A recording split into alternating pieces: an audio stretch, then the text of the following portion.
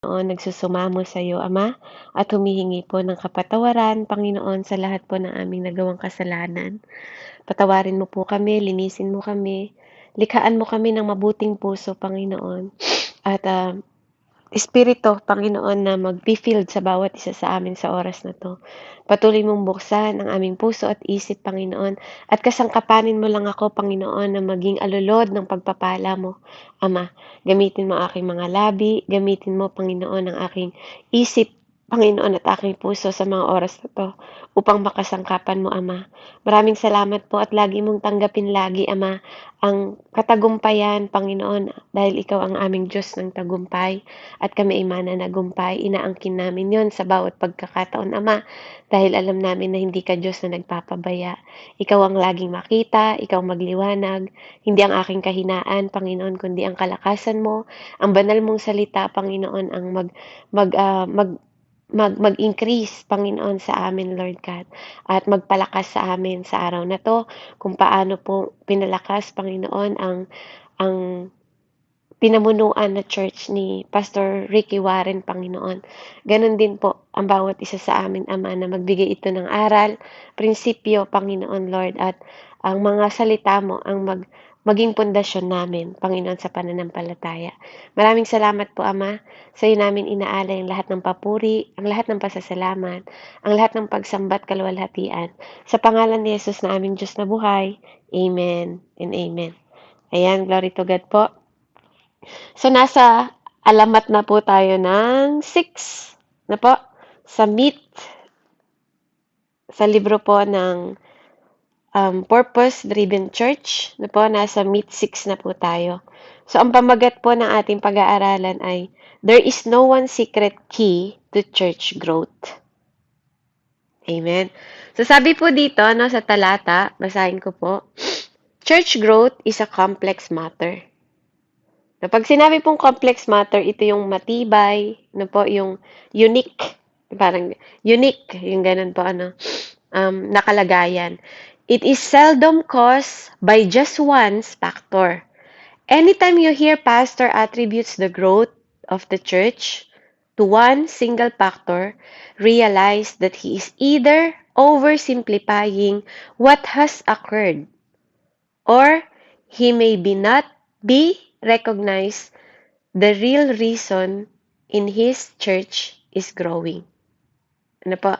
So, sinasabi po dito na ang isang church daw po, ang paglago ng isang church, kapag sinasabi daw po na meron lang isang factor, at pag sinasabi ng mga pastor po kung paano nila pinalago at napalago ang isang church ng isang one single factor, wag daw po nating isipin na iisa lang talaga yon. Na ito po ay in-oversimplify lang kung paano po ma-set apart yung mga bagay na hindi dapat, at mga bagay na dapat nilang i-recognize, sa kahalagahan o kadahilanan para sa paglago ng isang church. So, through my interaction, sabi niya, with church leader who've taken the Saddleback training, I've identified a few basic facts about churches that my staff call Rick's Rule of Growth.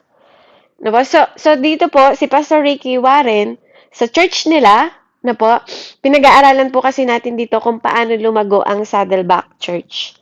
At inaano lang po natin, ini-introduce lang natin to sa bawat isa para magkaroon lang tayo ng idea, kung paano or makatulong, helping book lang para makatulong sa atin or sa mga church natin or sa ministry kung paano po tayo mag-grow. Kasi, ibig sabihin, kaya po nila nilalagay itong alamat na to this is effective na ginawa po ni Pastor Ricky Warren sa tulong at gabay po ng Panginoon sa kanya.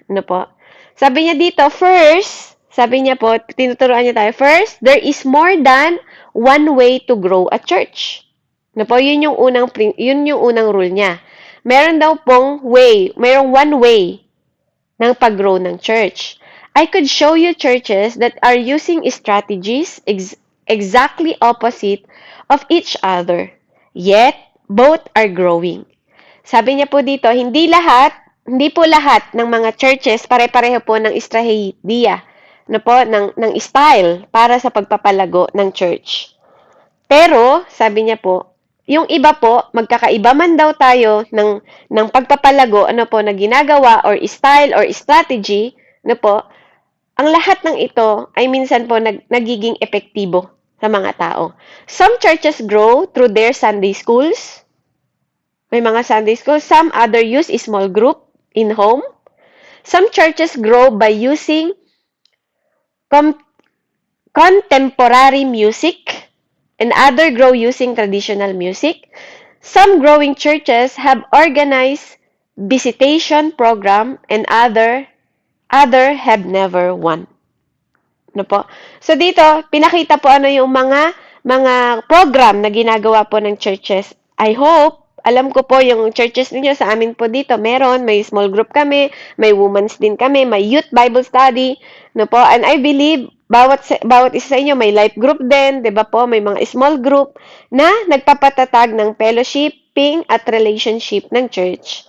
And it is one part na ginagamit po ng bawat churches para magministeryo sa mga tao, para magkaroon po ng relasyon at tamang relasyon sa Panginoon.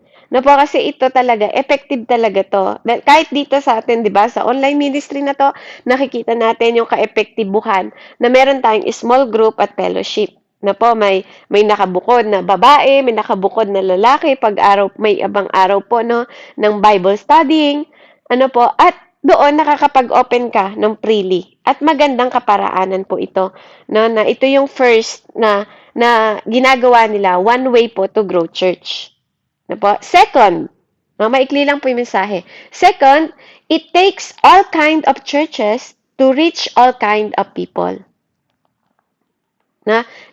Sabi niya dito, tinetake po nila yung different churches to reach, para maabot po nila yung iba't ibang klase ng tao. Kasi alam naman natin, iba-iba po, bawat bansa, may mga ibang lahi na rin. Bawat bansa, di ba, may ibang kultura, may culture po, At bawat ibang bansa, may iba-ibang language. Amen? So sabi niya dito, thanks God, we're not all alike. God loves variety. Mahal daw po ng Diyos yung pinagsasama-sama, di ba? Sama-sama tayo. Gusto po ng Panginoon yon, iniibig niya yon. If every churches was like all music alone, imagine all the style of music needed to reach all the different culture of the world. Isipin mo daw, sa imagination mo, kung pare-pare tayo ng style ng music. 'Di ba? Isang language, isang variety, isang tunog, isang 'di ba? Hindi naman siya maganda. 'Di ba? Katulad po sa atin, iba-iba tayo ng churches, 'di ba? May mga churches na may praising, may worship. Amen? Andun po yung pagkakasama-sama ng melody ng music, na nararamdaman mo ang presensya ng Panginoon. And it is good, di ba? Mabuti po yung ganun. Kaya pinagpapasalamat niya na salamat sa Lord. Kasi from the beginning, hindi tayo nilikha ng Diyos na pare-pareho. Di ba? Hindi tayo, kaya makikita mo na kalooban ng Diyos na magkaiba-iba tayo. Iba-iba tayo ng identity, iba-iba tayo ng kulay ng balat, iba-iba tayo ng buhok, iba-iba tayo ng language. Di ba po? Kasi yan yung kalooban ng Panginoon. Amen? Hindi niya tayo ginawang pare-pareho. Kaya thanks God for that. Kasi may kanya-kanya tayong style, may kanya-kanya tayong kung paano na tayo magpupuri, kung paano tayo aawit, may kanya-kanya tayong lingwahe. But then, the things is, naiintindihan tayo ng Diyos. Amen? Because He is all-knowing God. Amen? At nakikita niya, at alam niya kung paano tayo mag-approach sa Kanya. Alam niya rin, at nakikita niya rin kung para sa kanya yon or nagpe-perform ka lang. Amen? So, some churches grow by using contemporary music, sabi niya dito, and other grow using traditional. Nabasa ko na po. Some growing churches have organized visiting program. Sorry po, naligaw ako. Dito po, sa una po pala yun. Sa pangalawa, every once a while, sabi niya dito, I hear someone say that all churches should get together under the domination where we would all be the same. I could disagree more. I couldn't disagree more, sabi po ni Ricky Warren sa book niya.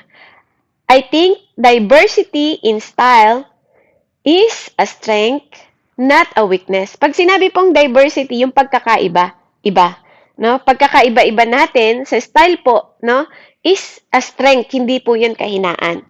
God uses different approaches to reach different group of people. No po? So, ginagamit po ito ng Panginoon at ginawa niya ito sa different nation, different people, ang different music, different language, ano po, para sa kanyang para sa kanyang kalooban na ma-approach siya sa the way po ng culture, 'di ba? Ang culture ng Pilipinas iba. Ang culture ng mga Middle East, 'di ba? Iba din po. Ang culture ng mga Israel, 'di ba? Iba din. 'Di ba? Kung paano sila sumasamba, nakikita niyo po yung differences. 'Di ba po? Pero that is their approaching, kung paano sila nag-a-approach sa Panginoon. Yun yung style po ng kanilang diversity. No po, sa bawat iba-ibang Kristiyano po ang pinag-uusapan natin dito, no? Hindi po natin pinag-uusapan yung ibang sekta. Hindi natin pinag-uusapan yung ibang relihiyon. Ano po? Ang pinag-uusapan natin dito is believers. No po? Kasi ito yung purpose-driven church, no? Na pinag-aaralan natin. So, hindi po kasali yung ibang mga aspeto na iba ang Diyos, yung mga pagan na kanilang sinasamba. That's not included. No po? So, first, sabi po, there is more than one way to grow a church. Second, it takes all kind of churches to reach all kind of people. Na po? Kaya yung iba, 'di ba po? Tingnan niyo yung strategy nila.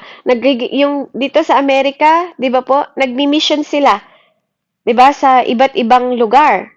Lalo na po yung mahihirap na lugar, no po? Nagbibigay sila ng pagkain. That is the way of approaching sa kanila. Yung iba po, alam niyo ba na may mga church na hindi nila pinapakita kung paano sila tumutulong? Ayaw po ng pastor nila. Kasi yun, ginagawa nila para sa Panginoon. Hindi po para sa fame. Hindi para sumikat. Na po.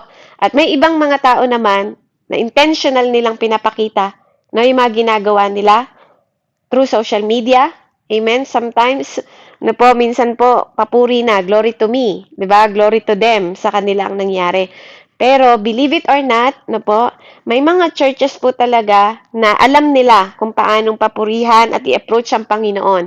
Pinapakita lang nila yung kanilang assignment at mission sa loob ng church, hindi po sa social media. Kasi yun, ginagawa nila para sa Panginoon, hindi po para sumikat. Amen? Kaya mahalaga na makita natin yung ganitong aspeto ng paglilingkod sa Panginoon. Kasi lahat ng bagay na ginagawa natin is all for the glory of God. At yun po ang sinabi ng Panginoon. Hindi po para ipasikat po sa tao or sa social media na kailangan pang mag-take photo, 'di ba po, para po ipakita na sila po ay gumagawa at sila po ay naglilingkod, there's different way. There's different way po. Pero sabi nga, 'di ba po, ang Panginoon alam niya kung anong ginagawa mo at para saan yung motibo na ginagawa po ng bawat isa. Pero kadalasan po, sa amin po, dito po sa amin, believe it or not, inire-release lang po sa screen ng churches every Sunday at pinapakita po doon kung saan napunta yung pondo, kung saan po napunta yung ng mga tao, yung mga tulong ng mga tao na binigay nila sa mga missionary na pumunta po sa iba't ibang lugar. Ini-screen po nila yon sa loob po ng church lang at sa altar lang po, sa loob ng altar po doon. Doon nila ini-screen. Hindi po nila pinapakita sa social media para magpasikat, 'di ba? Para ipakita sa mga tao na dito hindi. There's a proper way to show yung mission po at vision at vision ng bawat churches, depende po sa mga pastor ninyo. Depende po kung kanino nyo gustong ibigay ang glory, or gusto nyo magpasikat sa mga tao. Sometimes, a lot of social medias po talaga, pinapasikat na lang nila yung kanilang pagbibigay, pagtuturo, di ba po? Or sometimes, ginagamit po nila ito para talaga sa intentionally, 'di ba, for social medias. Amen? Pero ang pinag-uusapan po kasi natin is yung mga activities to our church. And yun po yung sinishare ko sa inyo, sa amin ganun din po. Private po yun. At sa mga church po lang ini-screen, hindi po sa mga social media, no? Or mga photos para ipasikat or ipakita sa mga tao. Because we do it for the glory of God, hindi po para for the glory of ourselves, no? Or kung paano tayo namumuno. Amen? So, it is private. Yun po yung strategy. And then, sabi niya dito, I'm not talking about churches debating from the biblical truth. Hindi daw po dito pinag-uusapan yung mga churches na nakikipagtalo-talo no, sa katotohanan. The message of Christ must never change. Hindi po nagbabago ang message ng Panginoon. It is, as Jude said, the truth which God gave once for all to His people to keep without change through the years. Sinabi po ito sa Jude 1 verse 3. Sabi niya po doon sa Tagalog, basahin ko lang po.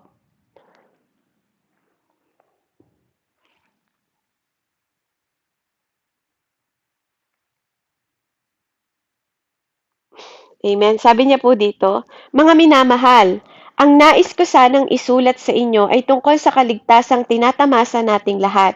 Ngunit nakita kong ang kailangang isulat sa inyo ay isang panawagan sa inyo na ipaglaban ang pananampalatayang ipinagkaloob minsan at magpakailanman sa mga banal. Amen. So ano po, yung faithfulness mo, no? Not only faith, sabi ko nga po ano kagabi sa mensahe sa spiritual mentoring, no? Ang faith po galing sa Diyos. No, nilalagay yan sa bawat puso natin. Yan ay isa sa bunga ng banal na espiritu po na pinagkaloob ng Diyos sa bawat isa. Hindi yung faith mo, no, kundi yung faithfulness mo ang hinahanap ng Panginoon sa'yo. No po, kung paano ka maglilingkod sa Diyos, kung paano ka nagiging loyal, at kung paano ka nagiging tapat sa Panginoon, may nakakakita man o hindi. No po, yun po yung faithfulness, no, yung pananampalataya mo sa Kanya. No po, at yun ang gustong ipinapahayag na sinabi dito ni Jude. Ano po, kaya sabi niya dito, don't confuse method with the message. Huwag daw kayong makumpuse sa method. Pag sinabi mong method kasi ito yung parang sistema na ginagawa po ng mga churches. Na po katulad ng mga strategy po na ginagawa nila, ng small fellowship, women's Bible study, youth Bible study, 'di ba? School ng Sundays, mga music po na pinag-aaralan at i-deliver sa churches every time po na mag-start ang ating mga ano po sermon, 'di ba? Sa churches na po. Wag daw po tayong malito or yung mga discipleship na pinag-aaralan, ano po yung method na ginagawa ng churches para mag-grow ang isang tao. Kasi that is part na po ng pagiging part po ng isang church para sa paglago, na para sa pag-growth nila na magkaroon ng pundasyon, ano po, para makapamahala din at para maipamahagi ang kanilang pananampalataya kung paano sila nag-grow. Wala naman po kasing nag-grow mag-isa. 'Di ba? Wala naman nag-grow na hindi mo matutunan yung method na to. At sinasabi dito ni Pastor Warren na huwag kang malito. Kung may mga part ng church mo na ginagawa yung mga ganitong klase ng mga participation, 'di ba? Or ministry, 'di ba? O part po ng churches, it is for you to grow. Amen? Napansin niyo po ba nung tinuruan kayo, 'di ba, na magbasa, nung tinuruan kayo, 'di ba, na makihablubilo sa tao, na doon nag-increase yung inyong confident, 'di ba? Nung tinuruan ka ng paano ang method at way, 'di ba, ng pananalangin, paano mag-approach sa Panginoon. Ngayon, dati parang nag-aalangan ka na manalangin, ngayon nananalangin ka na, 'di ba?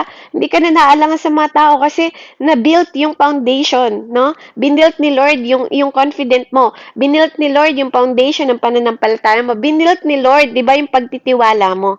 Amen? Kasi naniniwala ako that faith comes from hearing. Amen? And faith comes, 'di ba po, kapag nagiging application ito sa buhay mo. Kapag marami kang natututunan, different people, 'di ba po, different people sa churches, 'di ba, different character, different pakikisama. Hindi lahat ng tao pare-pareho. Hindi lahat ng mga tao nakakasalamuha mo, pare-pareho sila ng pag-uugali. No po, kaya mahalaga, no po, na natututunan natin yung fellowship, no? Hindi lahat din pare-pareho ng language, 'di ba po? Pero yung approach natin na maranasan nila na kapag nakakasama ka nila, nararamdaman nila yung presensya mo, yung pagtulong mo, yung pagiging kindness mo, yung pagiging good mo sa kanila, no? Magkaiba po ang kindness at goodness. Amen? At doon, sa ganung paraan, no po, yung pagbigay mo ng tubig, pagbigay mo ng pagkain, pagtulong mo sa mga church, maging usher ka doon, maging greeters ka, di ba, is a big factor, no, for you. Kung ikaw ay mahiyain, di ba, katulad ng ginagawa natin sa ibang ministry, 'di ba? Pinapatayo natin lahat, 'di ba? Para magkaroon ng confidence ang bawat isa, 'di ba? Na lahat tayo tinuturuan ng Diyos, no po, na makapagpahayag ng katotohanan sa pamamagitan ng ating pananampalataya at paglago, no po, individual. Kasi our salvation is individual. Kaya tinuturuan tayo, ang church, bakit tayo pinapaalalahanan na magtipon-tipon sa isang church? 'Di ba? Enable to grow. Walang ibang dahilan po para sa kaligtasan natin, 'di ba po? Kasi doon po makikita ang paglago mo, 'di ba?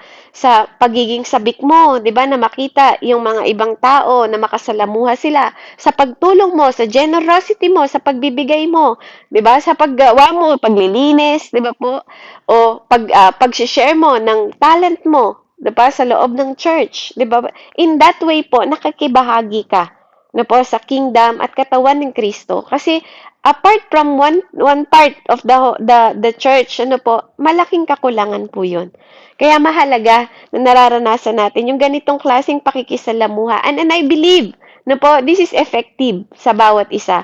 Kasi nararanasan din natin dito po sa gawain. So, sinabi niya dito, sa susunod po, third, sabi niya, tingnan ko lang po yung kasunod. Don't confuse with the message, sabi niya, with the confuse method with the message. The message must never change. Hindi po dapat nababago ang message sa church, sabi niya po dito. But the method must change with each new generation. Kaya nga po, 'di ba, sinabi ko sa inyo, may mga katulad ngayon yung mga kabataan po, 'di ba? Iba na yung generation nila, 'di ba? Kailangan maghanap ka rin ng strategy na effective or applicable. Amen? Applicable sa mga ginagawa ng mga kabataan para maingganyo mo sila. Na po, kailangan ganun din tayo.